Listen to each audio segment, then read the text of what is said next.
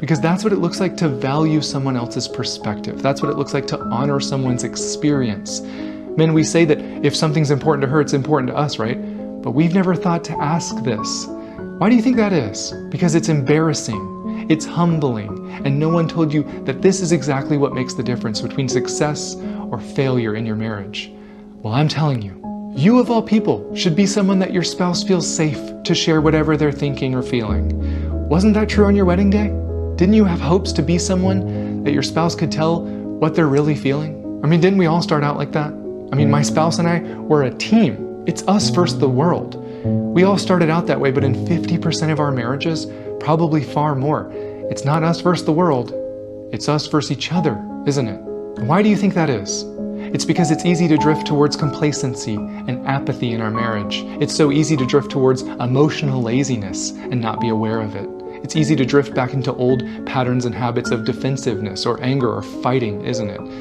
It's easy to forget that you don't know what you don't know, but what you don't know still hurts your spouse and your marriage. It's easy to forget that divorce is preventable and predictable, and selfishness and pride and arrogance kill marriages every day.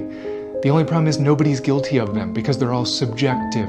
So how do we fight against those? How do we make sure that we aren't guilty of those without realizing it? We start with humility and self-awareness and transparency and selflessness. Start by inviting and encouraging her feelings into the discussion, not ignoring them or dismissing them or hoping that they'll go away. That never leads to the connection and the friendship and the intimacy that we all want in our marriages. We all have intentions of having a great marriage filled with either closeness or trust or passionate sex, but only certain paths lead to those destinations. Your intentions are meaningless. The only thing that matters is whether you're walking them or not. Because most people aren't, and most people end up divorced or in miserable marriages, but that doesn't have to be you. And I'm not asking you to change everything. I'm asking you to change one thing this week, and then another thing next week.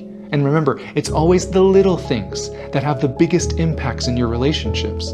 That's where trust is built and maintained in the small, consistent acts of kindness and affection and consideration. So just pick one thing right now.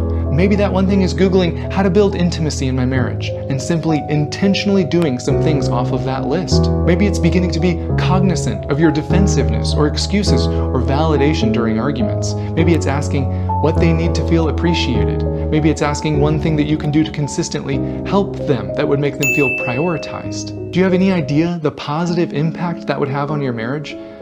Most of you will never find out because most people aren't actually interested in a great marriage.